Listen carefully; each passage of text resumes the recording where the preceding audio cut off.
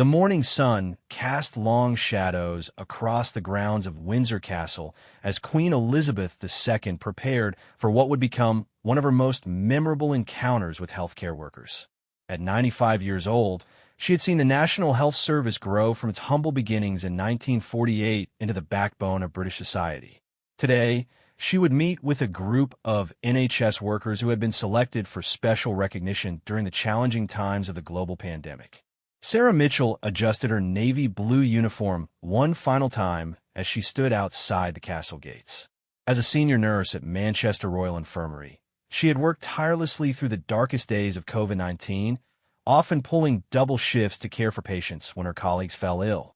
The letter inviting her to meet the Queen had arrived 3 weeks ago, and she still could not believe she was here.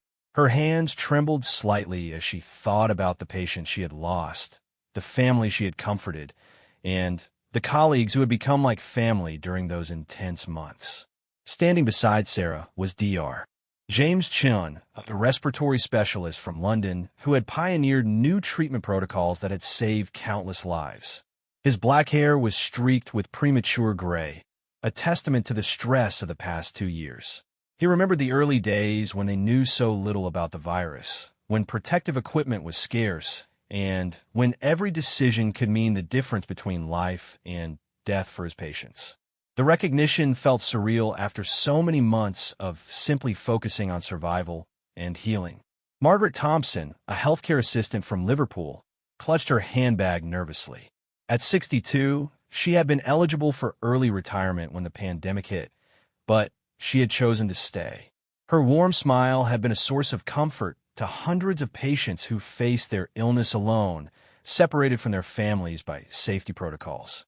She had held hands with dying patients, celebrated with those who recovered, and worked through her own fears to provide the compassion that medicine alone could not offer. The group of 12 NHS workers represented different roles and regions across the United Kingdom. There was Tom Bradley, a paramedic from Glasgow who had been among the first responders when the crisis began. His ambulance had become a lifeline for communities, transporting not just the sick, but also hope during the darkest days. Emma Roberts, a physiotherapist from Cardiff, had developed innovative rehabilitation programs for COVID survivors, helping them regain their strength and independence after long hospital stays. Dr. Priya Patel, an infectious disease specialist from Birmingham, had worked around the clock in research laboratories, racing to understand the virus and develop treatment strategies. Her dedication to scientific accuracy had helped shape national health policies and saved lives through evidence-based medicine. Beside her stood Kevin Murphy, a mental health counselor from Belfast, who had provided crucial psychological support to both patients and healthcare workers struggling with trauma and burnout. As the ornate gates of Windsor Castle opened, the group was escorted through manicured gardens where peacocks roamed freely, their calls echoing across the pristine lawns. The contrast between the peaceful royal grounds and the intense hospital environments they had left behind was striking. Ancient oak trees provided shade as they walked along pathways that had been trodden by countless distinguished visitors over the centuries. The Queen's private secretary, Sir Edward Young, briefed the group as they approached the castle's main entrance. He explained the protocol for meeting Her Majesty, the appropriate forms of address, and what to expect during their audience. However, he also mentioned something that made several of the healthcare workers smile nervously. The Queen, he said, had specifically requested that this be an informal gathering where she could truly hear their stories and express her gratitude personally. Inside the castle, portraits of monarchs and historical figures gazed down from gilded frames as the group was led through corridors lined with priceless artwork and antique furniture. The atmosphere was both intimidating and inspiring, representing centuries of British history and tradition. For many of the NHS workers, it felt like stepping into a different world, far removed from the stark hospital corridors and sterile treatment rooms where they spent their days. As they waited in an elegant reception room, the healthcare workers began sharing stories among themselves. They discovered common experiences despite working in different cities and specialties. They had all witnessed incredible human resilience, had made difficult decisions under pressure, and had found strength they did not know they possessed. They had worked with inadequate resources, faced public criticism and praise in equal measure, and had persevered because of their commitment to healing and caring for others. The room fell silent as footsteps approached in the corridor outside. Sir Edward appeared at the doorway and nodded respectfully. Her Majesty Queen Elizabeth II was ready to meet with them. As they lined up according to the protocol they had been taught, each healthcare worker felt a mixture of excitement, nervousness, and pride. They were about to meet the woman who had been a symbol of stability and service throughout their entire lives, and they would represent not just themselves, but the thousands of healthcare workers across the nation who had answered the call during an unprecedented crisis. The heavy wooden doors opened, and they prepared to enter the next phase of an experience that would remain with them forever. Outside, the grounds of Windsor Castle continued their timeless beauty, while inside, history was about to be made through a meeting between a monarch and the everyday heroes who had served their country with courage and compassion during its greatest peacetime challenge. Queen Elizabeth II entered the grand reception room with the measured, dignified pace that had characterized her public appearances for over 70 years on the throne.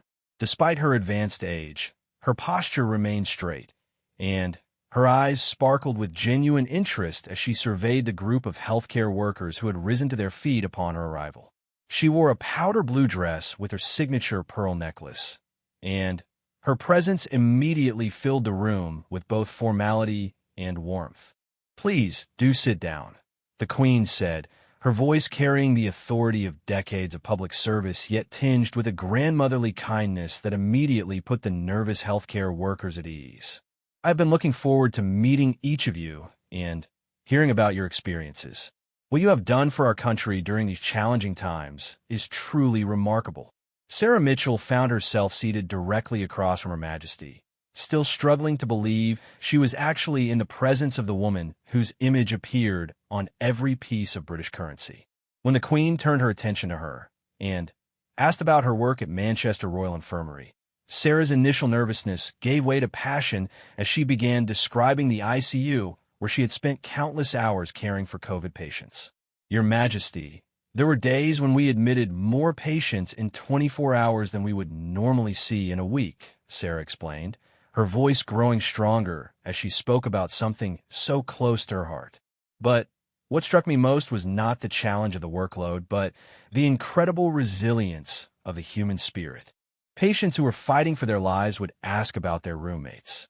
Families found ways to show love even when they could not be physically present." The Queen leaned forward slightly, her attention completely focused on Sarah's words. "And how did you manage to maintain your own strength during such difficult circumstances?" she asked, demonstrating the kind of personal interest that had made her beloved by generations of British citizens. Sarah paused, considering the question carefully. "I think we all found strength in each other, Your Majesty. When one of us was struggling, others would step in. When someone lost a patient, the whole team would share that grief. We became more than colleagues. We became a family united by our mission to heal and comfort." Dr. James Chun was asked about the medical challenges they faced when so little was known about the virus. He described the early days when treatment protocols were being developed in real time, when doctors had to make life and death decisions based on limited information, and when the scientific community worked together at an unprecedented pace to understand this new threat. "The uncertainty was perhaps the most difficult aspect," Dr. Chen admitted. "We were trained to rely on established medical knowledge, but suddenly we were pioneers, learning about this disease as we treated it. Every day brought new discoveries, and we had to be willing to adapt our approach as we gained more understanding." The Queen nodded thoughtfully. "That must have required tremendous courage to make such important decisions without the comfort of established precedent." "It did, Your Majesty," Dr. Chen replied, "but we were motivated by the trust our patients and their families placed in us. They looked to us for hope and healing, and that responsibility gave us the strength to push forward even when we were uncertain. Margaret Thompson shared her experience as a healthcare assistant, describing how she had become a surrogate family member for patients who could not have visitors during the isolation protocols. She told stories of holding video calls between patients and their loved ones, of reading letters from grandchildren to elderly patients, and of simply sitting with people during their final moments when family could not be present. The human touch became more precious than ever, Margaret explained, her eyes moist with emotion.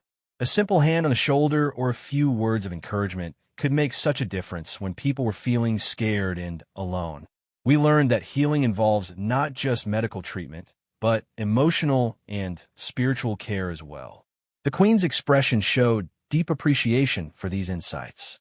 You have given these patients something invaluable, the knowledge that they were not forgotten, that someone cared about them as individuals, not just as cases to be treated. Tom Bradley described the unique challenges faced by paramedics, who often served as the crucial link between the community and the hospital system. His ambulance had responded to calls in neighborhoods where fear and misinformation had created additional obstacles to providing care. He talked about building trust with patients and families, explaining procedures and safety measures, and sometimes being the calm, reassuring presence that people needed during their most frightening moments. We saw the fear in people's eyes, Tom recounted. Not just fear of the illness, but fear of the unknown. Our job became not just medical transport, but education and reassurance. We had to help people understand that seeking medical care was not something to be afraid of, but rather the first step toward recovery. Emma Roberts shared how physiotherapy had evolved during the pandemic, as many COVID survivors faced long recovery periods with ongoing breathing difficulties and muscle weakness. She had developed new rehabilitation programs that could be delivered safely while maintaining social distancing, and had trained family members to assist with exercises at home when in-person treatment was not possible. Recovery became a family effort, Emma explained. We taught spouses and children how to help with breathing exercises and mobility work. It was beautiful to see how families rallied around their loved ones, becoming part of the healing team. The conversation continued as each healthcare worker shared their unique perspective on the pandemic experience. Dr. Priya Patel spoke about the race to understand the virus and develop treatment protocols, while Kevin Murphy described the psychological toll on both patients and healthcare workers and the importance of mental health support during crisis situations. Throughout these conversations, the Queen demonstrated remarkable engagement and understanding. She asked thoughtful questions that showed she had been following the healthcare situation closely, and her responses revealed genuine appreciation for the complexity and challenges these workers had faced. Her ability to connect personally with each individual while maintaining her dignified composure was a masterclass in leadership and human compassion. As the formal portion of the meeting drew to a close, the Queen surprised everyone by suggesting they move to a more comfortable seating area for tea. "I think we could all use a proper cup of tea," she said with a slight smile, "and I would love to continue our conversation in a more relaxed setting." The afternoon tea setting was unlike anything the NHS workers had ever experienced. Fine bone china cups adorned with delicate floral patterns sat atop saucers that caught the light streaming through tall windows. Silver serving trays held an array of traditional British tea-time treats. Cucumber sandwiches with the crusts carefully removed, warm scones with clotted cream and strawberry jam, and an assortment of small cakes that looked almost too beautiful to eat. As palace staff quietly served the tea, the Queen's demeanor became noticeably more relaxed and conversational. She had moved from the formal reception mode that protocol demanded to the more personal interaction style that had endeared her to millions throughout her reign. The healthcare workers found themselves genuinely chatting with her, almost forgetting they were in the presence of royalty. "You know," the Queen said, stirring a lump of sugar into her tea with a silver spoon, "I have been thinking quite a lot about resilience lately. Not just the resilience you have all shown, but the resilience of institutions like the NHS itself. When it was founded in 1948, I was just a young woman, and I have watched it grow and adapt through so many challenges over the decades. Dr. Shin set down his teacup carefully before responding. Your Majesty, did you ever imagine when you were younger that the NHS would face something like this pandemic? The Queen's eyes twinkled with what might have been amusement. My dear doctor, when you have lived as long as I have, you learn that life has a way of presenting challenges you never could have imagined. I have seen this country face the Suez Crisis, economic downturns, social upheavals, and many other difficulties. But I have also seen how ordinary people like yourselves rise to meet extraordinary circumstances. Sarah Mitchell found the courage to ask something that had been on her mind since arriving at the castle. Your Majesty, how do you maintain your own spirits when you see so much difficulty and suffering in the world? As healthcare workers, we sometimes struggle with feeling overwhelmed by all the pain we witness. The Queen paused thoughtfully, gazing out the window where the ancient oak trees swayed gently in the afternoon breeze. That is a very important question, and I think the answer lies in focusing on what we can control rather than what we cannot. You cannot cure every patient, but you can ensure that each person you treat receives your very best care. I cannot solve every problem in the Commonwealth, but I can approach each engagement with genuine interest in the people I meet. Margaret Thompson nodded earnestly. That makes so much sense, Your Majesty. During the worst days in our ward, I had to remind myself that even if I could not save everyone, I could make sure that each patient felt cared for and valued. Exactly, the Queen agreed. And I suspect that attitude is part of what has kept you going strong, just as it has kept me going strong for all these years. She smiled as she said this, unknowingly echoing the words that would later become the title of news reports about this gathering. The conversation turned to lighter topics as the afternoon progressed. Tom Bradley shared amusing stories about some of the unusual situations he had encountered as a paramedic, including a call where he had to rescue a family cat that had somehow gotten stuck in their plumbing during a medical emergency. The Queen laughed genuinely at the story, her laughter filling the elegant room with warmth. Animals certainly have a way of adding unexpected complications to already complex situations, she observed. I remember during one state visit, one of my corgis decided that the visiting dignitary's briefcase would make an excellent chew toy. Diplomacy requires flexibility in all circumstances. Emma Roberts mentioned her own love of animals and how therapy pets have been introduced in her rehabilitation center to help patients with their recovery. She described watching a particularly withdrawn stroke patient light up when a therapy dog was brought to his bedside, marking the beginning of his engagement with his treatment program. There is something profound about the connection between humans and animals, the Queen reflected. They offer a kind of unconditional acceptance that can be deeply healing. I imagine that in your work, you have had to provide something similar, accepting your patients exactly as they are, without judgment, and offering them hope for improvement. Dr. Priya Patel shared her observations about how the pandemic had accelerated collaboration between researchers worldwide. Scientists who had previously competed for funding and recognition had begun sharing data and insights freely, united by the urgency of finding solutions to save lives. It reminded me that science at its best is a collaborative endeavor, she explained. When we put aside our egos and work together toward a common goal, we can achieve remarkable things in surprisingly short time frames. The Queen nodded approvingly. Collaboration and service to others seem to be common themes in all of your experiences. Perhaps that is what has made the NHS such an enduring and beloved institution. It brings together people who are willing to put the needs of others before their own comfort and convenience. Kevin Murphy spoke about the psychological impact of the pandemic on healthcare workers themselves, describing the support groups and counseling programs that have been established to help staff cope with trauma and burnout. He emphasized how important it had been to recognize that caregivers also needed care, and that seeking help was a sign of strength rather than weakness. We learned that we could not pour from an empty cup, Kevin explained. Taking care of our own mental health was not selfish. It was necessary for us to continue providing quality care to our patients. Wise words, the Queen agreed. Throughout my reign, I have learned the importance of maintaining my own well-being so that I can fulfill my duties to the country. Self-care is not self-indulgence when it enables us to better serve others. As the afternoon light began to fade, casting longer shadows across the room, the Queen surprised everyone by asking about their families and how the pandemic had affected their personal lives.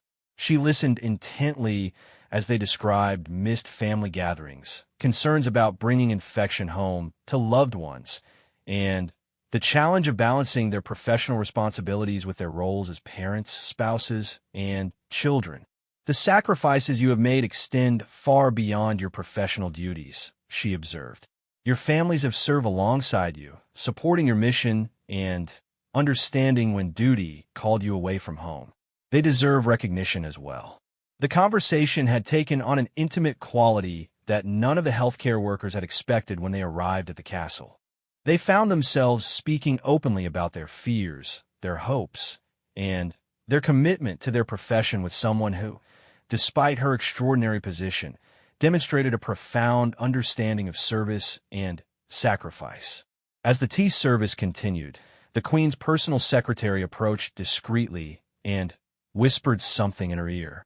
Rather than signaling the end of the gathering, as the healthcare workers had expected, the Queen simply nodded and turned back to her guests with a mischievous sparkle in her eye. "It seems I have been reminded that I have another engagement this evening," she said, "but I have decided to keep them waiting a bit longer.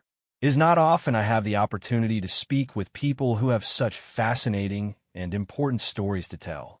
The healthcare workers exchanged glances of amazement. Here was the Queen of England postponing other royal duties to continue their conversation. It was a gesture that spoke volumes about her genuine interest in their experiences and her appreciation for their service. Dr. Chun leaned forward slightly. "Your Majesty, may I ask you something that has been on my mind since we arrived? Throughout this pandemic, you have remained such a steady presence for the nation. Your Christmas message, your address during the lockdown, they provided comfort to millions of people. How do you find the right words during such difficult times?" The Queen considered the question carefully, her fingers absently adjusting her pearl necklace. "I think the key is to speak from the heart while remembering that words carry great responsibility. During my father's reign, during the war years, I watched how he used radio broadcasts to maintain morale and unity. I learned that people do not need flowery speeches during crises. They need truth, acknowledgement of their struggles, and hope for the future." Sarah Mitchell nodded thoughtfully. "That is very much like nursing in a way. When patients are frightened, they do not need false reassurances. They need honest communication delivered with compassion." "Precisely," the Queen agreed. "Whether one is addressing the nation or comforting a patient, authenticity is essential. People can sense when someone is being genuine, and they respond to that sincerity." Margaret Thompson, who had been quietly listening, suddenly found the courage to share something more personal. "Your Majesty, there were nights during the worst of the pandemic when I would go home and watch recordings of your speeches. They reminded me that we were all part of something larger than ourselves, that our individual efforts mattered in the bigger picture." The Queen's expression softened with visible emotion. "Thank you for telling me that.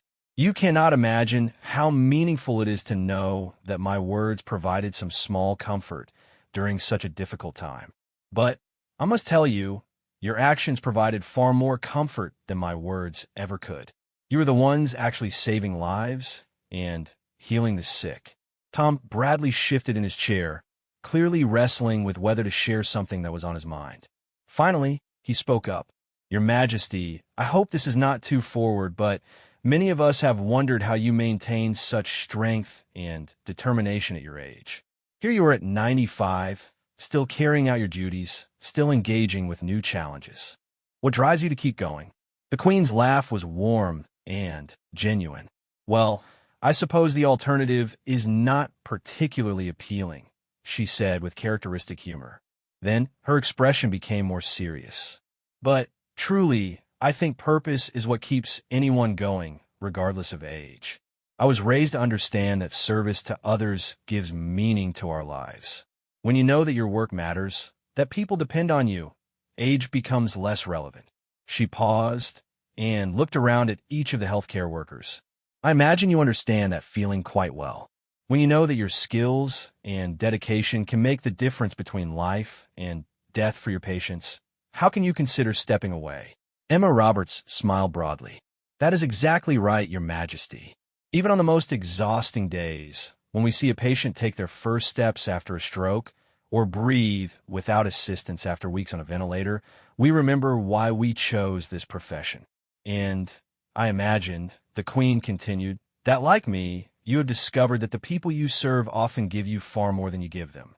I have learned countless lessons from the people I have met over the decades, and I suspect you have learned from your patients as well. Dr. Priya Patel nodded enthusiastically. Absolutely. Patients have taught me about courage, resilience, and grace under pressure in ways that no medical textbook ever could. A grandmother fighting cancer who insists on knitting blankets for other patients, a young father with a spinal injury who jokes with the staff to keep spirits up. These people have shown me what real strength looks like. The Queen rose from her chair and walked to one of the tall windows overlooking the castle gardens. The late afternoon sun cast her silhouette against the glass as she gazed out at the grounds where she had walked for so many years. You know, she said without turning around, when I was a young woman, I made a promise on my 21st birthday that I would serve the Commonwealth for my whole life, whether that life be long or short. At the time, I could not have imagined just how long that life would be or what kinds of challenges would arise during my reign. She turned back to face the group. But events like this pandemic have shown me that the promise I made was not just about my personal commitment. It was about being part of a larger tradition of service that includes people like all of you. The NHS embodies the same spirit of dedication and sacrifice for others that I tried to embrace all those years ago. Kevin Murphy, who had been quietly observing the interaction, spoke up. Your Majesty, you mentioned earlier about still going strong. I think what strikes all of us is not just that you are still working at your age, but that you seem to genuinely enjoy it. Even now, talking with us, you seem energized rather than tired. The Queen's eyes brightened. That is very perceptive of you. I think the secret is that when you truly care about what you are doing, it does not feel like work in the traditional sense. Yes, there are tedious moments and difficult decisions, but when you meet people like yourselves who are making such a positive difference in the world, it renews your faith in humanity and your enthusiasm for the role. She returned to her seat, settling back into the conversation with obvious pleasure. Besides, she added with a twinkle in her eye, retirement has never really been an option in my family. My mother lived to be 101, and she was still attending public functions well in her 90s. I suppose I come from sturdy stock. The healthcare workers laughed at her self-deprecating humor, marveling at how someone who could trace her lineage back centuries could be so down-to-earth and relatable. The formal barriers that had existed at the beginning of their meeting had completely dissolved, replaced by the kind of genuine human connection that transcended social position and protocol. As the shadows lengthened across the castle grounds and the first stars began to appear in the darkening sky, the Queen made an unexpected announcement that would make this gathering even more memorable than anyone had anticipated. I have a confession to make, she said, her eyes twinkling with mischief. When my staff suggested this meeting, I agreed because I felt it was my duty to recognize your service. But I must admit, I expected a rather formal affair with polite conversation and photographs. What I did not expect was to find myself genuinely fascinated by your stories and inspired by your dedication. She paused, looking around at each face in the room. You have reminded me why I fell in love with meeting people in the first place all those years ago. Each of you has shown me something different about courage, compassion, and commitment. You have made an old woman feel young again. Sarah Mitchell felt tears welling up in her eyes. Your Majesty, meeting you has been the highlight of our careers, but hearing you say that means more than you can know. We often feel like what we do goes unnoticed by the wider world. Well, it certainly does not go unnoticed by me, the Queen replied firmly. And I intend to make sure it does not go unnoticed by others either. She turned to her private secretary, who had been standing discreetly nearby. Sir Edward, I want you to arrange something special. I would like each of these individuals to receive a personal letter from me. Not the standard recognition letter, but something personal that acknowledges their specific contributions and the stories they have shared with me today. The healthcare workers looked at each other in amazement. Personal letters from the Queen were extraordinarily rare, usually reserved for heads of state or individuals of historical significance. But the Queen was not finished. Furthermore, I want to establish a new tradition. Every year, on the anniversary of the NHS founding, I want to meet with a group of healthcare workers like this. Not a formal ceremony, but a proper conversation where we can learn from each other. Dr. Chin struggled to find words. Your Majesty, that would be an incredible honor for the healthcare community. The honor would be mine, she replied. You see, after 70 years on the throne, I thought I had experienced everything that royal life could offer. But today has shown me that there are still new ways to serve, still new people to learn from, and still reasons to be optimistic about the future. Tom Bradley, emboldened by the Queen's obvious sincerity, asked the question that several others had been thinking. Your Majesty, given everything you have experienced and accomplished, what do you still hope to achieve? The Queen was quiet for a long moment, considering her answer carefully. I hope to continue being useful, she said finally. Not just useful as a symbol or a figurehead, but genuinely useful in encouraging people like yourselves who are doing the real work of building a better society. She gestured toward the window where the lights of Windsor were beginning to twinkle in the distance. Out there are millions of people who face challenges every day: illness, poverty, loneliness, fear. You have dedicated your lives to addressing those challenges directly. My role is different, but I hope it can support and amplify the work you do. Margaret Thompson wiped away a tear. Your Majesty, you have already done that just by listening to us today, by taking the time to understand what our work really involves. And you have done something equally valuable for me, the Queen responded. You have reminded me that service takes many forms, but it always requires the same fundamental qualities: compassion, perseverance, and the willingness to put others' needs before our own comfort. Emma Roberts looked around at her colleagues and then back at the Queen. Your Majesty, may I speak for all of us when I say that this conversation has given us something we did not even know we needed? We came here expecting to be honored, but we are leaving feeling understood. Understanding is perhaps the greatest gift we can give each other, the Queen agreed. In my experience, most conflicts and misunderstandings arise from people failing to truly listen to one another. Today, we have all been listening, and I think we have all learned something valuable. As the evening light faded completely, palace staff began lighting the elegant chandeliers that illuminated the room with warm, golden light. The Queen noticed the change and smiled slightly. It seems to have talked right through the afternoon and into the evening, she observed. I cannot remember the last time that happened during an official engagement. Kevin Murphy grinned. Time flies when you are having meaningful conversation, regardless of age or circumstances. Indeed it does, the Queen agreed. And speaking of time flying, I suppose I should probably attend to that other engagement I mentioned earlier, though I confess I am reluctant to end our conversation. She stood, and the healthcare workers rose as well, knowing that their extraordinary afternoon was drawing to a close. But the Queen had one final surprise. Before you leave, she said, I want each of you to know that you carry with you my profound respect and gratitude. But more than that, you carry my confidence that the future of healthcare, and indeed the future of our country, is in excellent hands. She moved to each person individually, shaking hands and exchanging a few personal words with each one. When she reached Sarah Mitchell, she said, Your patients are very lucky to have someone who cares so deeply about their well-being. To Dr. Chun, she said, Your willingness to make difficult decisions under uncertainty is exactly the kind of courage our society needs. To Margaret, she said, never underestimate the power of a kind word and gentle touch when someone is suffering. After she had spoken personally with each healthcare worker, the Queen stepped back and addressed the group one final time. "You asked me earlier how I keep going strong at my age," she said with a warm smile.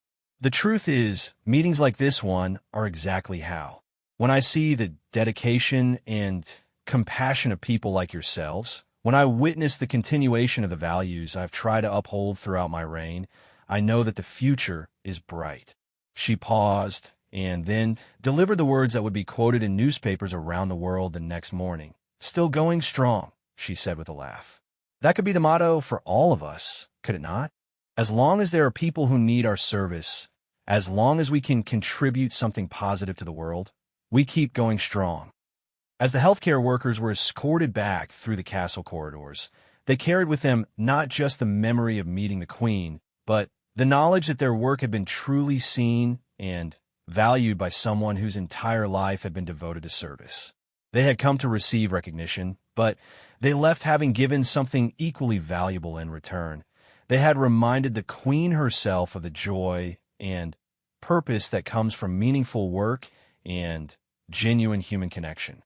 The Queen stood at her window long after they had departed, watching the lights of the countryside and reflecting on an afternoon that had reminded her why she had fallen in love with public service all those decades ago. At 95, she was indeed still going strong, energized by the knowledge that her legacy lived on in the countless individuals who had chosen to dedicate their lives to caring for others.